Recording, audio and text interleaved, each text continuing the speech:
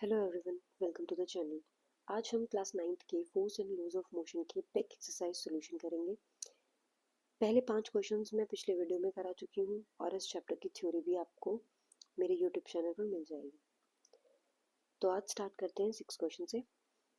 तो 6 क्वेश्चन है, a stone of 1 kg is thrown with a velocity of 20 metre per second across the frozen surface of a lake and comes to rest after traveling a distance of 50 meter. What is the force of friction between stone and ice? So हमें given है mass given है stone का। एक मैंने stone को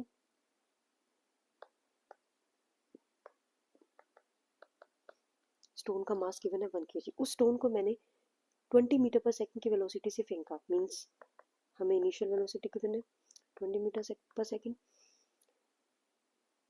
उसे initial velocity से फेंका across the frozen surface of a lake and it comes to rest after traveling a distance of 50 meter. Means stone covered a distance of 50 meter and then it comes to rest, means final velocity is 0, and we have to calculate force of friction between stone and ice. So we have to calculate force. So we have given u, s and v. तो पहले हम acceleration निकालते हैं। अगर मैं first equation of motion लगाऊं जो कि है v equals to u plus a t. v given है हमें, u गिवन है, a भी नहीं गिवन और ना ही t गिवन, तो ये वाली इक्वेशन नहीं लगा सकती। Second, s is equals to u t plus half a t square. s हमें गिवन है, u गिवन है, t नहीं गिवन, a भी नहीं गिवन, दो चीज़ें नहीं गिवन तो ये वाली भी नहीं लगा सकती। Second, third, v square minus u square is equals to 2as। v हमें गिवन है 0, u हमें गिवन है 20, u का स्क्वायर 20 का square is equals to 2, a हमें कैलकुलेट करना है और s हमें 50 मीटर दिया हुआ है। सो 20 का स्क्वायर 400 माइनस का 2 इंटू 50 100, ए एक्सेलरेशन कितना आ जाएगा माइनस का 400 डिवाइड में 100, there is a is equals to minus का 4 मीटर पर सेकंड स्क्वायर। एक्सेलरेशन आया। अब हमें फोर्स कैलकुलेट करना है। फोर्स की वैल्यू कितनी होती है, मास इनटू एक्सेलरेशन। मास की वैल्यू 1, एक्सेलरेशन हमारे पास माइनस का 4 है, तो फोर्स आ गया हमारे पास माइनस का 4 न्यूटन। फोर्स नेगेटिव क्यों आया, बिकॉज ये मोशन के अपोजिट डायरेक्शन में लग रहा है, ये फ्रिक्शन फोर्स है, इसलिए फोर्स इधर हमारे पास नेगेटिव साइन का आया। क्लियर है। अब नेक्स्ट क्वेश्चन देखते हैं। नेक्स्ट क्वेश्चन है, अ 8000 kg engine pulls a train of 5 wagons each of 2000 kg along a horizontal track. If the engine exerts a force of 40,000 newton and the track offers a friction force of 5,000 newton, then calculate net accelerating force, acceleration of the train and the force of wagon 1 on wagon 2. तो देखो हमें engine दिया हुआ है एक जिसका मास 8000 kg है, KG में गिवन है पहले से ही। ये हॉरिजॉन्टल ट्रैक है। ये इंजन एक ट्रेन को पुल कर रहा है जिसमें 5 वेगन है, मीन्स इसमें 5 डब्बे हैं, 3, 4 एंड 5, और ईच ऑफ मास 2000 kg। हर का मास 2000 kg है। इसका भी 2000 kg, इसका भी 2000, 2000 एंड 2000। ये इंजन इस ट्रेन को पुल कर रहा है। सो engine exerts a force of 40,000 Newton. Engine जो है वो 40,000 न्यूटन का फोर्स लगा रहा है, 40,000 न्यूटन का फोर्स लगा रहा है, और जो ट्रैक है वो एक फ्रिक्शन फोर्स लगा रहा है 5,000 न्यूटन का। अब जो फ्रिक्शन फोर्स लगता है वो मोशन के अपोजिट डायरेक्शन में लगता है। मोशन क्या है, इस डायरेक्शन में हो रहा है, मोशन हमारे पास इस डायरेक्शन के अंदर हो रहा है, तो फ्रिक्शन इस डायरेक्शन में लगेगा, अपोजिट डायरेक्शन में लगेगा मोशन के, और फ्रिक्शन लग कितना रहा है 5,000 न्यूटन। अब हमसे पूछा है नेट फोर्स कितना है। एक फोर्स तो इंजन लगा रहा है, दूसरा फोर्स फ्रिक्शन फोर्स है, तो नेट फोर्स कितना होगा, नेट एक्सेलरेटिंग फोर्स कितना होगा 40,000 माइनस 5,000, दैट इज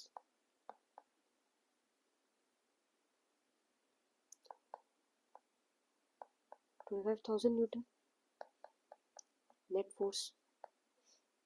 ये तो था हमारे पास ए पार्ट, ए कैलकुलेट। अब देखते हैं नेक्स्ट है the acceleration of the train.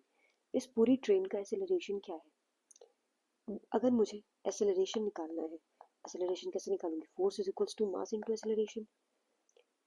इस पूरी ट्रेन का हमने नेट फोर्स निकाल लिया, हमें मास देखते हैं इस पूरी ट्रेन का मास कितना है। 8000 तो इंजन का, plus 2000 plus 2000 plus 2000 plus 2000 plus 2000, यानी कि 2 प्लस 2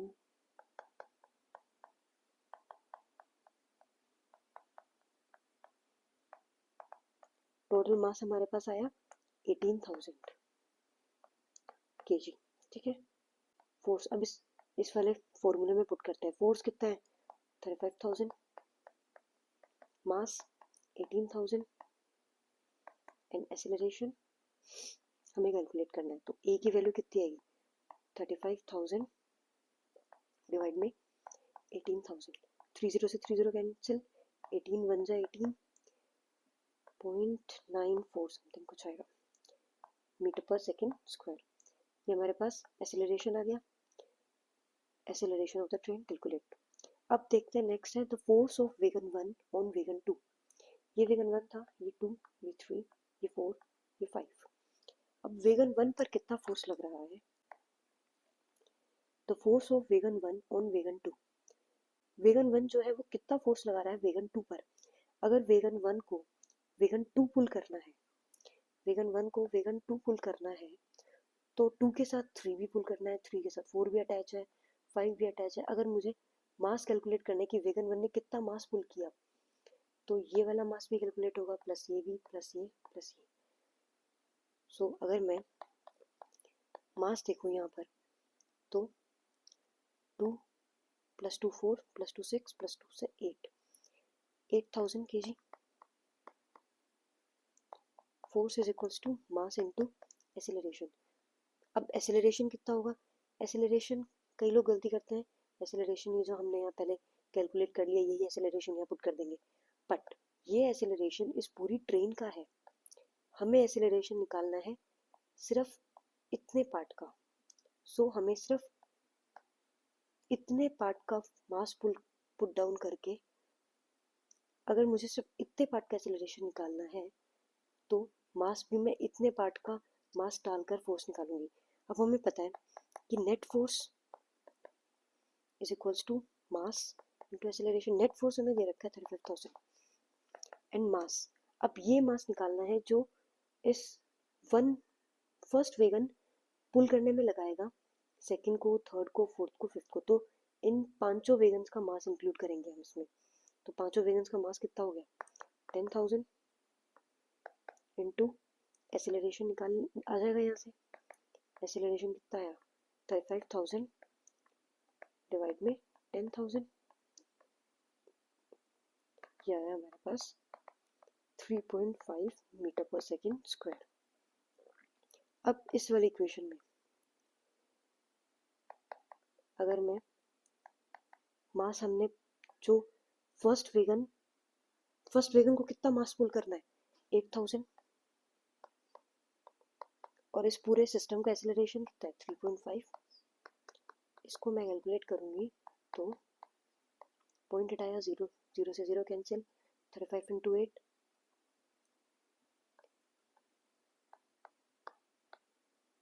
ये हमारे पास आया फोर्स की वैल्यू। ठीक है, क्लियर है। अब करते हैं नेक्स्ट क्वेश्चन इसका। An automobile vehicle has a mass of 1500 kg। एक व्हीकल है जिसका मास है 1500 kg। What must be the force between the vehicle and the road. Vehicle and road के बीच में क्या फोर्स होना चाहिए if the vehicle is to be stopped with a negative acceleration of 1.7 metre per second square.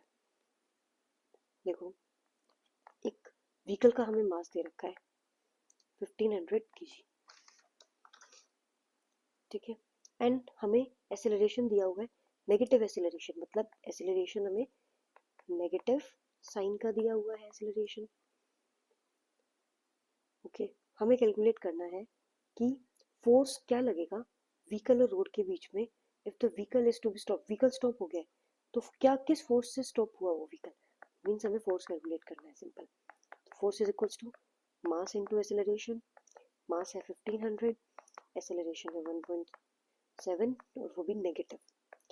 So point हटाया, zero लगा, zero से zero cancel, 17 5 से 85, 5 कैरी, 8 17 1 जा 17, 25 0 एंड नेगेटिव। तो फोर्स आ गया हमारे पास नेगेटिव का 2550 न्यूटन, 2550 न्यूटन। क्लियर है? कुछ नहीं, इसमें मास हमें गिवन था, एक्सेलरेशन हमें गिवन था नेगेटिव एक्सेलरेशन, हमें फोर्स कैलकुलेट करना था व्हीकल और रोड के बीच में क्या फोर्स लगा कि व्हीकल स्टॉप हो गया। तो फोर्स कैलकुलेट करना था, force is equal to mass into acceleration. सीधा वैल्यूज पुट करी एंड फोर्स कैलकुलेट कर लिया। अब करते हैं next question. What is the momentum of an object of mass m moving with the velocity v। एक ऑब्जेक्ट है जिसका मास m है और वो v वेलोसिटी से मूव कर रहा है। सो उसका मोमेंटम क्या होगा, हमें पता है मोमेंटम, हमने पढ़ा हुआ है। मोमेंटम क्या होता है, मास इनटू वेलोसिटी। मास कितना है, मास m है, वेलोसिटी v है, मोमेंटम को हम p से रिप्रेजेंट करते हैं, तो p is equals to mv। यही पूछा है कि मोमेंटम क्या है, मोमेंटम m इंटू v है। mv स्क्वायर नहीं है, mv का m इंटू वी स्क्वायर ये भी नहीं है, हाफ mv स्क्वायर भी नहीं है, m इंटू v। तो डी ऑप्शन करेक्ट है।